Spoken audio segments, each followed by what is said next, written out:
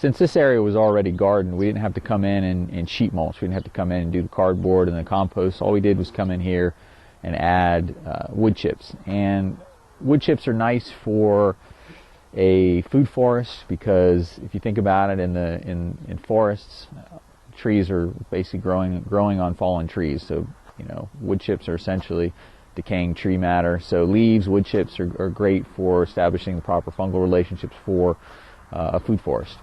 This area here we're going to be sheet mulching today.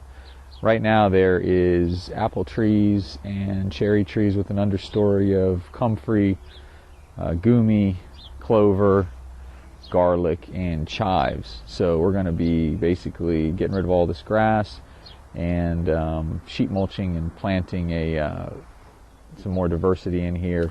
This is the final area we're going to be sheet mulching and planting food forest. Now right now there is a food forest upslope, and I had this sort of grassy patch in here between the food forest and the annual garden.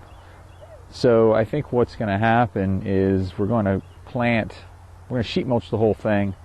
The bottom section, tractor width of the bottom section, will probably just plant it to clover and some wildflowers. That way I can maintain a laneway to get the tractor in to bring materials in, but the upper portion will be all planted to food forest. Ideally, your ground underneath the cardboard is wet before you set the cardboard down. Now we had a rain yesterday, so it doesn't have to be sopping wet, but we had a decent rain yesterday, so we were good. Didn't need to water the ground. But once you lay the cardboard, you want to wet the cardboard down, and that's going to basically help the soil life to start breaking down that cardboard. Otherwise, so probably smart to pick a day that's not real windy to lay your cardboard. Obviously, it's a huge pain in the neck if you've got cardboard flying all over the place. The other thing is sourcing the cardboard. You want to find a place where you can get large pieces of cardboard without any staples and lots of graphics and waxy stuff on it. So appliance stores, that's where we got a good chunk of this.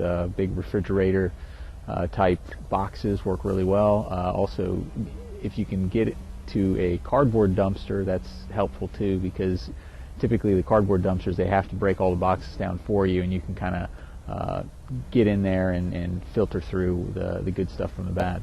In this scenario, we are basically, I've got chicken manure underneath here from where the chickens grazed, and we did cardboard, and now we're doing about 3 or 4 inches of compost. This is pretty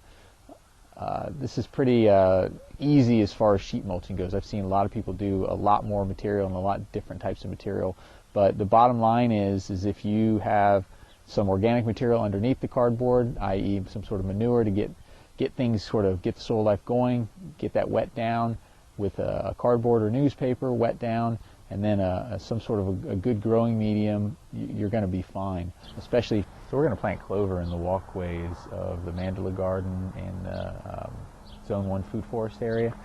And basically, this is the clover seed here. It's really, really a small seed. And with clover, if the appropriate bacteria are in the soil, you don't necessarily have to inoculate it in order to get the clover to fix nitrogen. But if you do inoculate it, and inoculant is really, really cheap, it will certainly help. So basically what I'm going to do is I'm going to inoculate the clover seed by creating a slurry. So basically the instructions call for 8.5 ounces of water for 50 pounds of clover, and you mix the water in, and then you mix the inoculant in, and then you get everything all nice and coated. Now I've got probably 15 to 20 pounds, so I'm only using 3 ounces of water. So I'm just going to go ahead and put my water in, and it's just a little bit, and then I'm going to mix it up.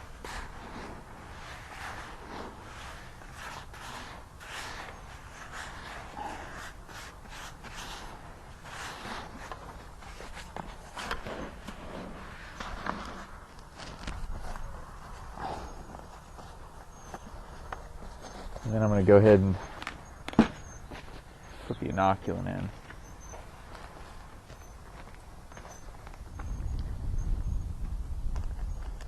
I'm going to use about half the bag.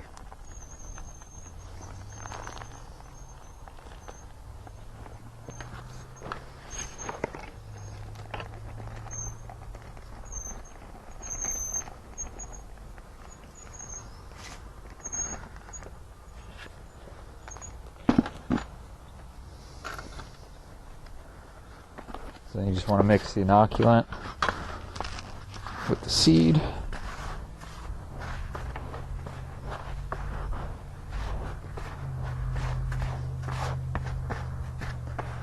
It sticks a little bit better with the water, I mean, even that tiny bit of water.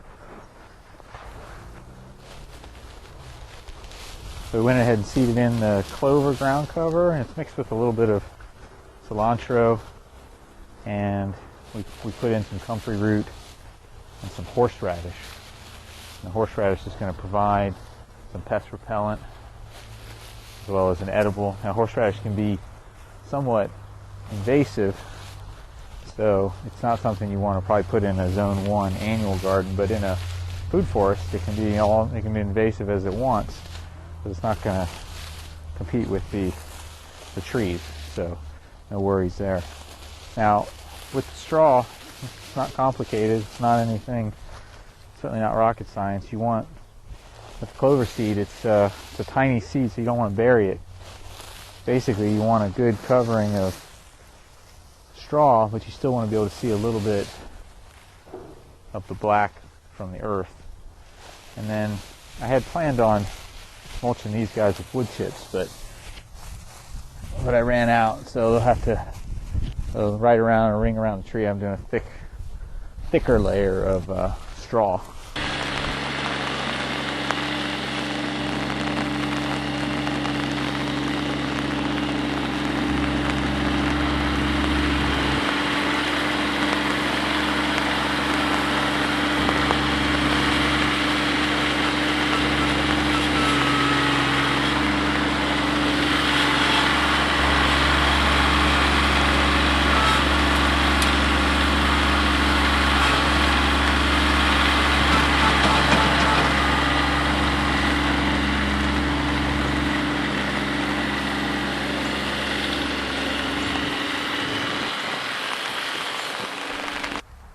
I'm going to be planting a bare root apricot.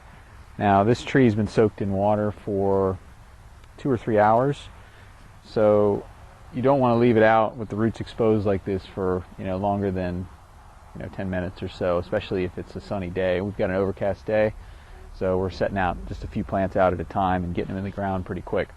So this area here has got cardboard underneath. It's been sheet mulched, so first thing you want to do is just check the root system. And this is pretty wide, so I know it's going to be a pretty wide hole to get this guy in. When you're planting a bare root, you can tell the depth based on where the soil level was. It's pretty easy to tell, so we're right about here, just about 2 inches below the graft. And when you're backfilling the hole, if you have a plant that has sort of a umbrella type root system, you can put a clump of sod on the bottom for the plant to sit on and let the roots sort of hang on the edge around the clump of sod. But in this scenario, I don't really have that situation. But what you want to do is backfill slowly. You compact as you go. You don't want a lot of air pockets around the roots. If you get like big thick clumps of stuff, it's not a bad idea to bust that up. So my clumps of sod, you always have parts of your hole that aren't being used. So I'll just kind of stick them back in the corner away from the tree, upside down. That stuff will decompose, and you don't have to worry about disposing of pieces of sod everywhere.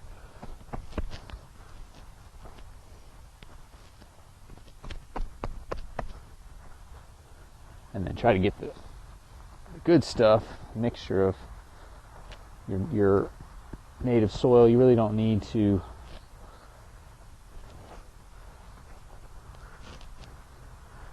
you really don't want to grow like your trees in pure compost. I mean, we put a lot of compost here on the surface, and some of it's inevitably getting mixed in, but there's enough of the native soil that a tree would probably be fine.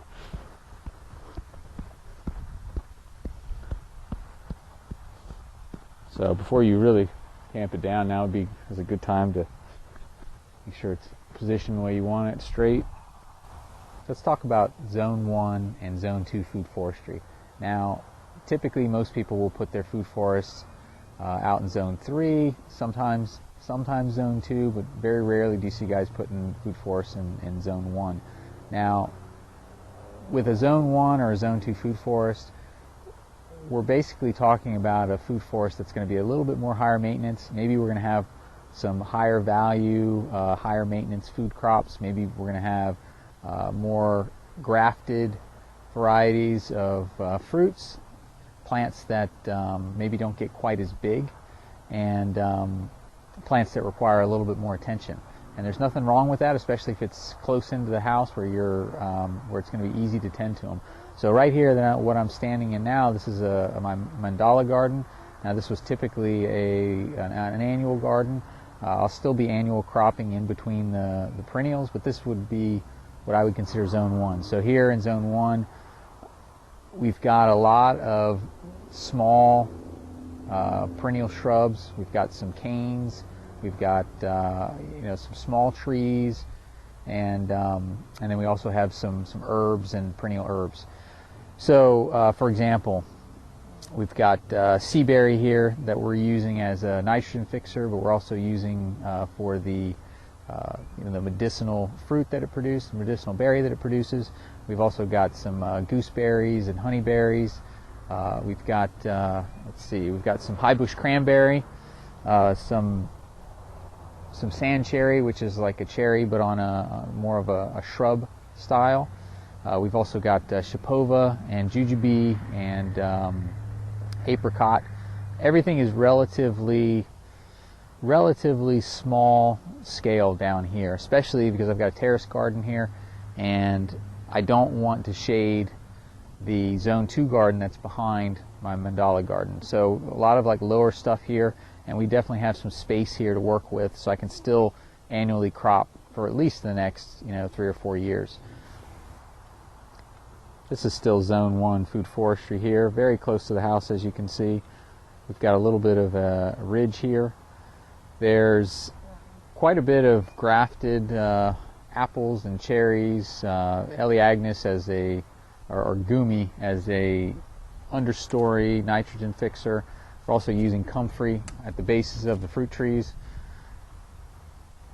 and bayberry also as a nitrogen fixer. There's also shipova and jujube, high bush cranberry, sand cherries. There's maypop along the fence and goji berries along the fence. So the same general theme here. We've got Zone 2 food forestry. Now we did a couple slightly different things here. Now we're on a little bit more of a slope than the other areas.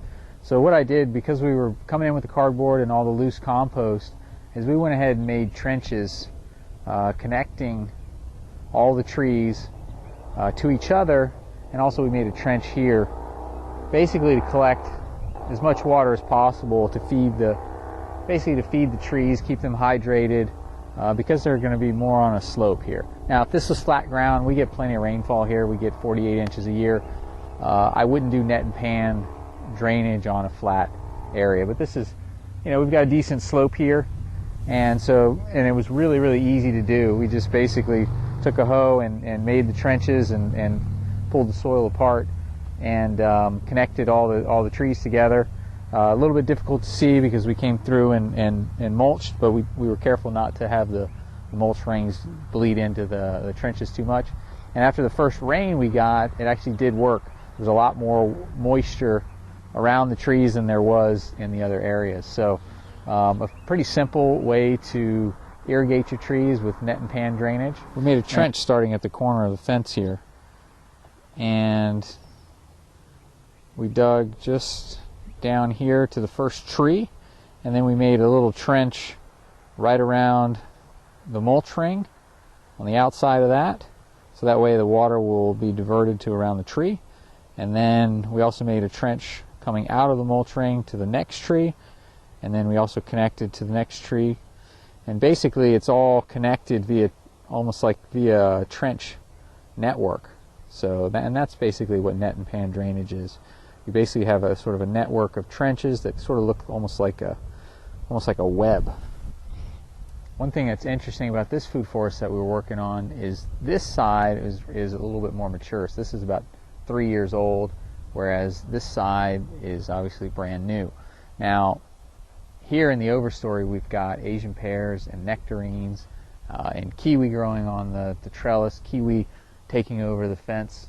We've also, in the understory, we've got pawpaws and bayberry as a nitrogen fixer, gumi as a nitrogen fixer, Siberian pea shrub as a nitrogen fixer, and then in the herb layer we've got comfrey and clover and chives and garlic and a multitude of other herbs, daikon radish. So this area would be what I would consider zone 3 food forestry, and we had some extra nitrogen fixers. So basically what we did, we came in, we laid down the cardboard on contour in between 2 swales, and we planted the top half to basically the north side to nitrogen fixtures: alder, Siberian pea shrub, seaberry, and bayberry. So the idea is that come fall, what I'll do, and we're going to mulch this, and then come fall what I'm going to do is I'm going to plant the front side of this in fruit trees and by seed. So what I'll do is we can plant things like apples and plums and serviceberry, basically all ungrafted stuff that's just, and I'll overplant the seed, and we'll just select out every year the ones that are doing the best. And the nitrogen fixtures will provide the fertility behind it. The pond behind us will provide humidity. Also, the reflection will help to provide some additional heat and some additional sunlight. So this is I think this will be a nice microclimate for the fruit trees, and the nitrogen fixtures are going to provide all the fertility. And the other nice thing is, because we're a little bit further out, this is going to be an area that I'm not really going to do much as far as maintenance goes. So maybe just a few times a year I might check on the trees. I doubt I'll do much pruning at all, and occasionally I'll come in if we've got too many apples that germinated. I'll pick the strongest ones, keep those, and pull out the other ones.